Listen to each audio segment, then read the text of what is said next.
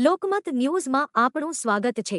વડોદરા શહેરના ગોત્રી વિસ્તારમાં આવેલા ઇસ્કોન મંદિરે આજે 23માં વિશ્વ શાંતિ વિષ્ણુ યજ્ઞનું ભવ્ય આયોજન કરવામાં આવ્યું। વિશ્વમાં શાંતિ, સુખ અને સમૃદ્ધિની કામના સાથે યોજાયેલા આ યજ્ઞમાં મોટી સંખ્યામાં શ્રદ્ધાળુઓ જોડાયા હતા। આ પ્રસંગે સાંસદ ડો હેમાંગ જોશી સહિત મંત્રી, ધારાસભ્યો અને શહેરના અગ્રણીઓ ઉપસ્થિત રહ્યા હતા। ઇસ્કોન મંદિરના અધ્યક્ષ બાસુઘોષ દાસ અને ઉપાધ્યક્ષ નિત્યાનંદ સ્વામીના માર્ગદર્શન હેઠળ વિધિવત યજ્ઞ સંપન્ન થયો। યજ્ઞમાં શ્રદ્ધાળુઓએ આહુતિ આપી પ્રસાદી ગ્રહણ કરી અને નવા વર્ષની શુભકામનાઓ પાઠવી। સમગ્ર કાર્યક્રમથી વિસ્તારમાં ધાર્મિક અને આધ્યાત્મિક માહોલ સર્જાયો હતો।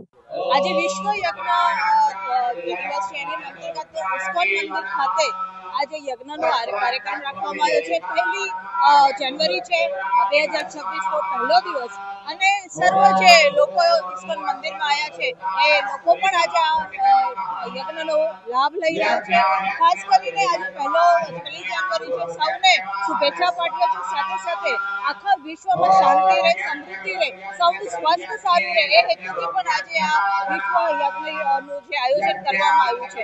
આપ જોઈ શકો છો કે અલગ અલગ જે સ્થાનો છે, ખાસ કરીને વારાણસી હોય કે મથુરા હોય કે અયોધ્યા હોય, આ બધી જગ્યા યુવાનોની ગીર્દી વધારે છે। યુવાનો લગભગ 4 થી 5 દિવસથી ત્યાં આ જે દર્શન કરવા જઈ રહ્યા છે એ પરથી લાગે છે કે આજે આપણો ભારત દેશ આજે 9 વર્ષ છે એના માટે થઈને આખું વર્ષ સારું એના માટે થઈને આજે મંદિરોના દર્શન કરી રહ્યા છે।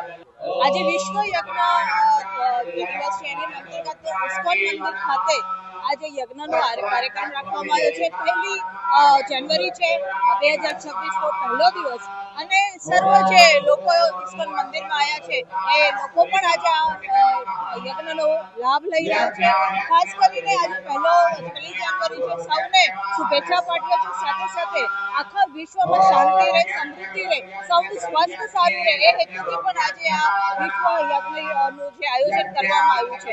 આપ જોઈ શકો છો કે અલગ અલગ જે સ્થાનો છે, ખાસ કરીને વારાણસી હોય કે મથુરા હોય કે અયોધ્યા હોય, આ બધી જગ્યા યુવાનોની ગીર્દી વધારે છે। યુવાનો લગભગ 4 થી 5 દિવસથી ત્યાં આ જે દર્શન કરવા જઈ રહ્યા છે એ પરથી લાગે છે કે આજે આપણો ભારત દેશ આજે 9 વર્ષ છે એના માટે થઈને આખું વર્ષ સારું એના માટે થઈને આજે મંદિરોના દર્શન કરી રહ્યા છે। આજે ઇસ્કોન મંદિર દ્વારા છેલ્લા 21 વર્ષથી તમામ જીવોના કલ્યાણાર્થે, પૃથ્વી સૃષ્ટિના કલ્યાણાર્થે વિશ્વ શાંતિ યજ્ઞનું આયોજન કરવામાં સતત 21 વર્ષ સુધી આવનારું હતું અને આજે વર્ષના પહેલા દિવસે પણ ફરી એકવાર આ વિશ્વ શાંતિ યજ્ઞની અંદર અગ્નિની સ્થાપના કરવાનું અને અગ્નિની અંદર હવનમાં આહુતિ આપવાનો પણ આજે મને લાવો પ્રાપ્ત થયો છે। આ યજ્ઞ કરી અને પ્રભુને આપણે પ્રાર્થના કરીએ કે આવનારા વર્ષ આપણા સૌ માટે સુખ શાંતિ ભર્યું રહે।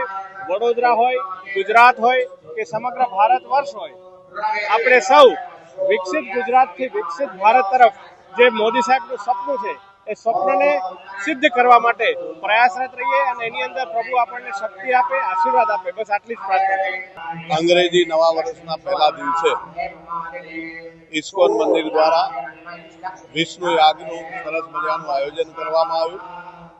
આપણા લોક કલ્યાણ માટે અને કોઈ પણ પ્રકારનું કોઈ દેશ ઉપર, વડોદરા ઉપર કે કોઈ પણ પ્રકારનું આખા દેશની ઉપર કોઈ કષ્ટ ના આવે એ માટે થઈને નવા વર્ષનું આ સરસ મજાનું આયોજન ઇસ્કોન દ્વારા કરવામાં આવ્યું। એની અંદર મને પણ યજ્ઞના બેસવાનો મોકો મળ્યો અને જે દર્શન કરીને આશીર્વાદ લેવાનો મોકો મળ્યો છે। એટલે હું પણ મારી વિધાનસભાના તમામ લોકોનું આ યજ્ઞ દ્વારા કલ્યાણ થાય એવી ભગવાનના ચરણોમાં પ્રાર્થના કરું છું। દરેકનું સહેજ સારું રહે, દરેકનું સારું આયુષ્ય, તંદુરસ્ત રહે અને તમામ પ્રકારની સુખ સમૃદ્ધિ આ અંગ્રેજી નવા વર્ષમાં સૌને મળે એવી ભગવાનના ચરણોમાં પ્રાર્થના કરું છું। આ 2026ના વર્ષનો પ્રથમ દિવસ એટલે કે 1 જાન્યુઆરી 2026ના આ દિવસની અને આખા વર્ષની વડોદરા શહેરના સર્વે નગરવાસીઓને ખૂબ ખૂબ શુભકામનાઓ અર્પણ કરું છું। સુખ શાંતિ અને સમૃદ્ધિ 2026ના વર્ષમાં પણ આપણા જીવનમાં રહે એવી હું ઠાકોરજીના ચરણોમાં પ્રાર્થના કરું છું। આજે ઇસ્કોન સંસ્થા દ્વારા ઇસ્કોન મંદિર ગોત્રી ખાતે વિશ્વ યાગનું આયોજન અને એ પણ વિશ્વ શાંતિ માટે આજે સૌથી તાતી જરૂરિયાત એ વિશ્વ શાંતિની છે અને એના માટેનું જે વિધાન છે એ વિષ્ણુ યાગ દ્વારા પણ આ શક્ય છે. વિષ્ણુ યાગનું પણ એક અનોખું મહત્વ આપણી સંસ્કૃતિમાં છે.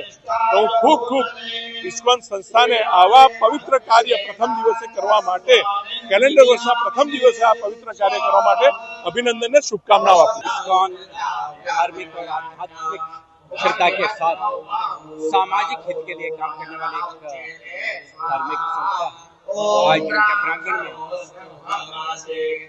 विष्णु महायज्ञ का आयोजन किया है, उसमें हमने पार्टिसिपेट करने का मौका मिली है। ये यज्ञ पिछले 23 ईयर से, जब सुनामी जो डिजास्टर भारत को ये इम्पैक्ट किया था, तब से लेकर आज तक निरंतर ये यज्ञ को किया जा रहा है। तो शहरजनों का हित में लोक शिक्षा कार्य के लिए ये महायज्ञ का आयोजन किया जा रहा है।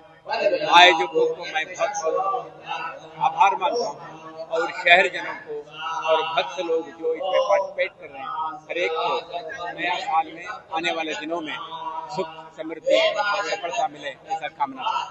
जनवरी 1/1/2026 दिन बृहस्पतिवार